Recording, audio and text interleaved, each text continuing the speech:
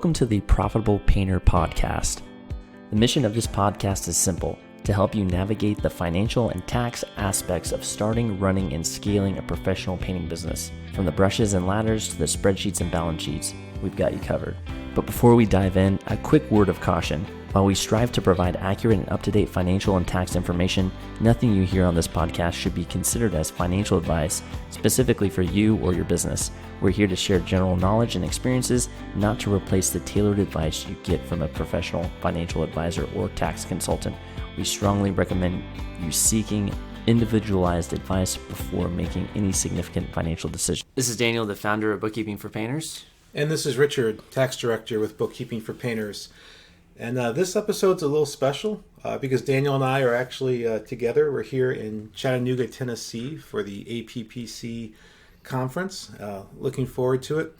But we had a little bit of breaking news over this last week about the ERC, and we thought it was important to go ahead and get this out as quickly as possible because it's probably going to affect some of our listeners. The big news out of ERC is that it's probably going to be ending early.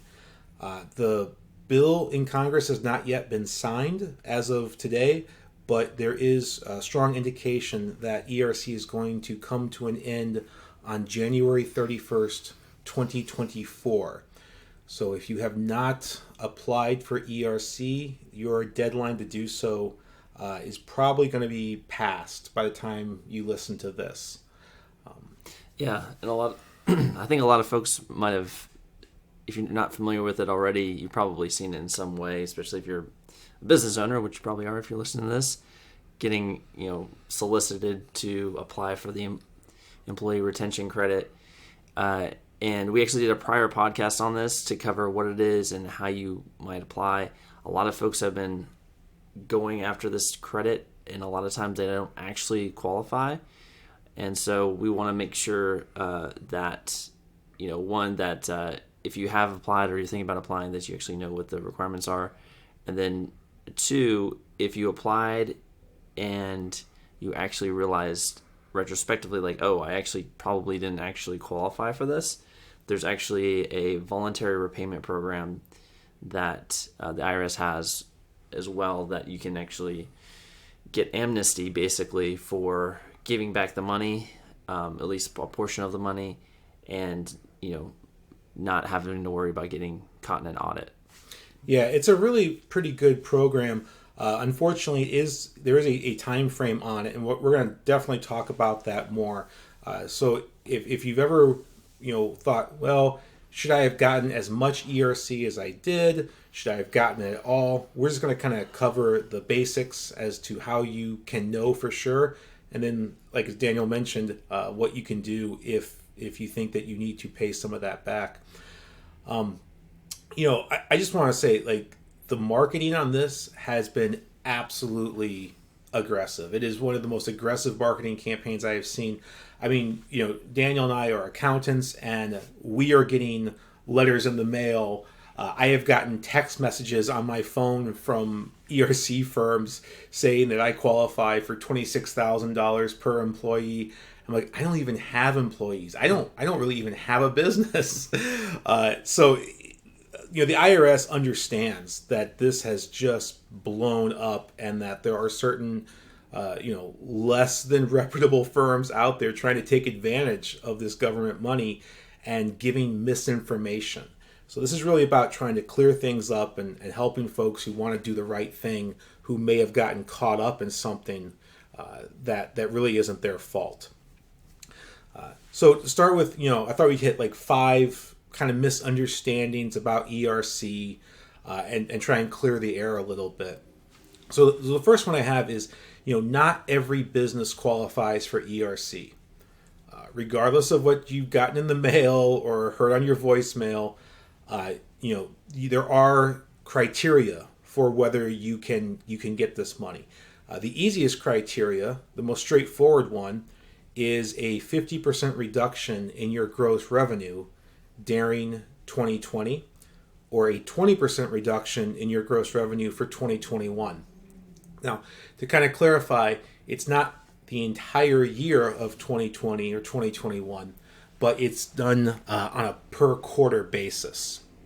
So second quarter 2020, third quarter 2020, fourth quarter, if you have a 50% reduction in gross revenue during one of those quarters, you probably qualify. For 2021, it's Q1, Q2, Q3. If you have a 20% reduction during one of those quarters, one or more, then you probably qualify. And the more complicated one is the government shutdown. That's the other. If you don't qualify for the reduction in your gross revenue, you can qualify under the government shutdown. Having a government shutdown order that impacted a portion or your business generally, or a significant portion of your business. And so this one is the one that has been kind of abused, I think, most, because it's a little gray, but it's not as gray as what some folks think it is.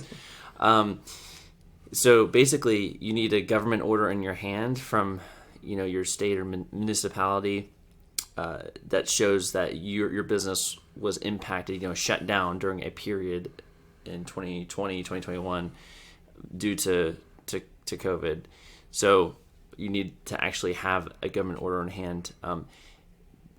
It could be impacted your supplier, but you can't have had a material that would have replaced. So for example, let's say that Sherwin-Williams was shut down, and so you didn't have access to Sherwin-Williams paints, but you had you could go to Home Depot and get Behr, so that's comparable. So you wouldn't be able to,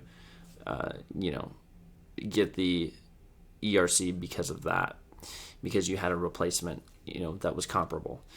So basically, the folks that have legitimately applied for the ERC, they had a government order, like states like Pennsylvania, California, the folks that had those actual shutdowns, and there's usually a state letter where the governor is saying, hey, we're shutting down these types of businesses, and they'll list them out, and basically you identify, okay, painting businesses, we're not allowed to do business, either interior or exterior. And so that if you had a significant part of your business shut down, for that period of time, you'll be able to qualify for the ERC. Yeah, and I also want to point out that this reduction in revenue and government order, this is an either or thing. So if you have the reduction in revenue, but you don't have the government order, you're okay. Same way if you have the government order, but maybe you didn't have the reduction in revenue, that's okay too. You don't have to have both. You just have to have one.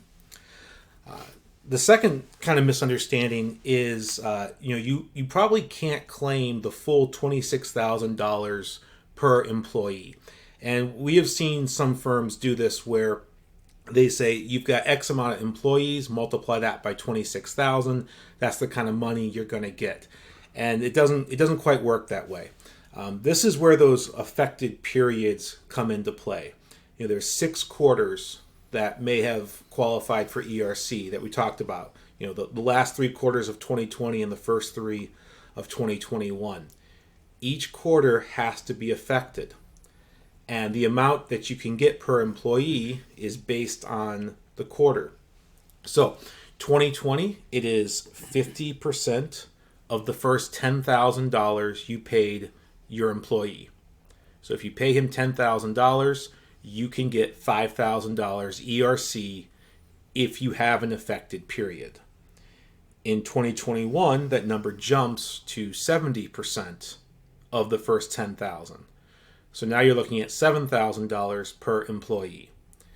So if you can prove that you were affected for all 6 quarters, you've got 5,000, 5,000, 5,000, then 7,000, 7,000, 7,000. That's 26,000. That's the max.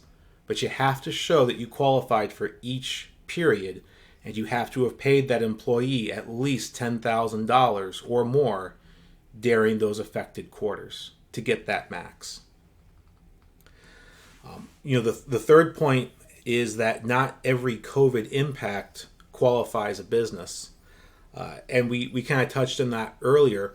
Maybe your business was partially impacted by COVID, but like Daniel mentioned, you were able to find a comparable material someplace else. One that comes up a lot is mask mandates.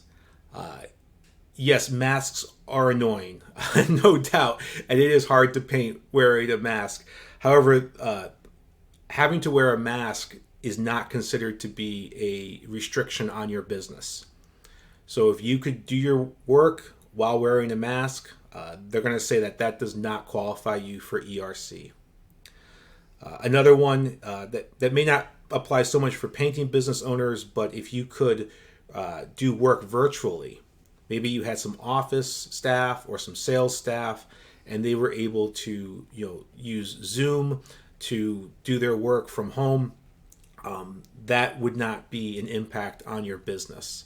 You have to be able to show that your business was restricted and that you didn't have an alternative way of doing business. A fourth point is that not every government mandate is a shutdown order. So, during COVID, I think every state issued at least some kind of mandates or some kind of guidance. And there is a big difference between we recommend people stay home, we recommend businesses, work from home, and we are issuing a government order that requires people to stay home. One is a mandate and one is kind of like a suggestion. And unfortunately, suggestions or guidance does not count towards that shutdown order. One that we've seen a lot is there may have been a shutdown order or stay-at-home order in your area, but there's usually businesses that are exempted. And sometimes construction services, including painting and refinishing services, were considered to be essential businesses. And so they were actually exempted from the overall shutdown order. If that's the case, then you don't have a government order that shut down your business. Yeah. And the bottom line here is that you just got to go back and look at the government order. Like there's some websites that have kept like a database of all the states and the different orders that went out. And so you can basically search your state and then find the order. They look through the orders to see if your business was actually mandated not to be open. And that's the real get to the ground truth is that's what you'll need to do. Yeah, I would just for your own record keeping and own peace of mind, if you are claiming ERC based on a government shutdown order, try to have a copy of that order or at least a reference that you can point back to, and that will really strengthen your position there. The fifth point has to do with the PPP loan forgiveness that was going on during COVID. So, you can get a PPP loan forgiven and ERC. They're not, mutually exclusive. But what you can't do is you can't use wages for PPP loan forgiveness and then use the same wages towards ERC. The IRS hates double dipping. So they say if we gave you money for wages on PPP, you can't come back and get the same money later on. Now, the good news is that PPP loan forgiveness is not dependent solely on wages. There's a lot that can qualify you for PPP forgiveness. So go back to your documents, your loan forgiveness documents, and see how that calculation was figured. What portion of that loan forgiveness was based on wages paid out, and that will help you understand if you're trying to double dip, if you have to not use some of those wages towards your ERC or your ERC credit. So those are the big five that we see, and unfortunately, these are the types of things that some ERC firms will not tell you about. The reputable ones are going to be looking at your books. They're going to be asking the questions to make sure that you only apply for what you qualify for. So what do you do if you think that you may have received money that you shouldn't have? Maybe, part of your money you shouldn't have received, or even all of it. Well, this is where the amnesty comes in. IRS announcement 2024-3 is the IRS Voluntary Repayment Program. And this is a program that allows you to pay back 80% of the ERC money you received.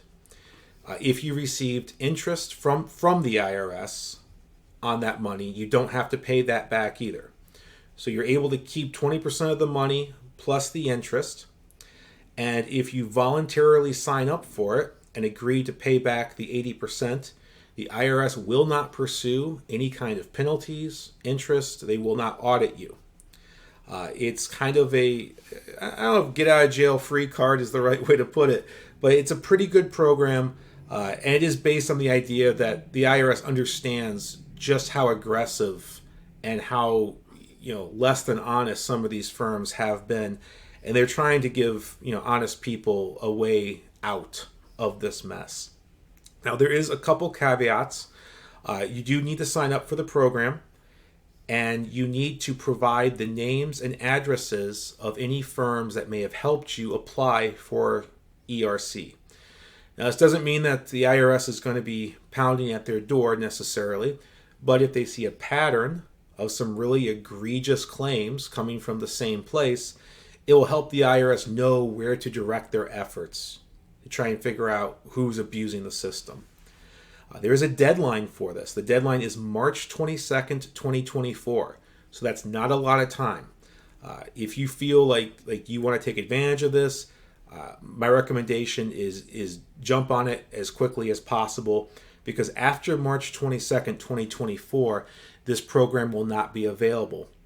And that means if you do get audited after that time, and the IRS decides that you did not qualify for some of this ERC, then you will be required to pay back 100% of it, plus penalties, plus interest. So, not something that we want to wait around on.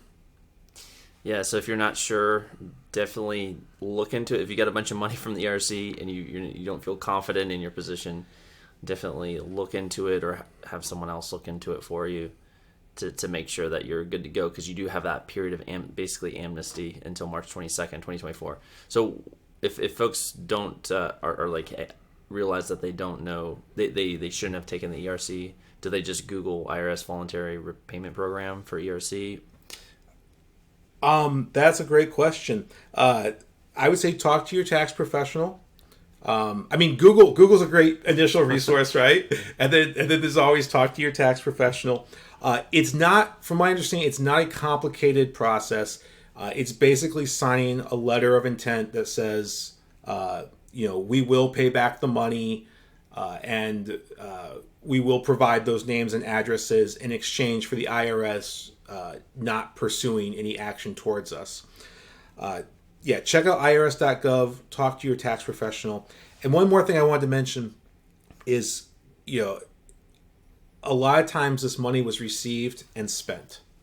It's probably not sitting in your bank account or under your mattress, ready to go back to the IRS. If that's the case, there are payment programs available. The IRS has said that they will consider installment agreements to get that 80% paid back. So, if you're in a situation where you may not have the cash, don't panic. This is still something you're going to want to pursue if you received money that you shouldn't have. Yeah. And obviously, if you did have a legit claim to ERC and you feel confident, you don't have to worry about any of this. If you have a government order in hand and you abide by the rules, you'll be good to go. Yeah. We just we want to make sure everybody dots their I's, crosses their T's, has their paperwork in order, because normally the IRS has about 3 years if they want to go back and change something on your tax return. With ERC, that has been extended to 5 years, and there's talk about pushing it out to even longer. So this is something that they're going to be examining and auditing for years to come. And this is kind of our window if we're not quite sure. So I would say, try to act right away. And if you do have a legitimate claim, then you deserve the money. I'm glad that you got it. Just have that, either that bookkeeping that shows that reduction in revenue or that government shutdown order, and understand how your claim was based so that you can defend it in case of an examination. Yep. Awesome. Yeah, if you have questions, we have the Facebook group. By all means, drop your questions in there. Yeah, go to Facebook, type in "Grow Your Painting Business," and join us and let us know your thoughts, questions, ideas for future episodes. Love to hear from you. Yeah, appreciate you listening, and we'll see you on the next episode.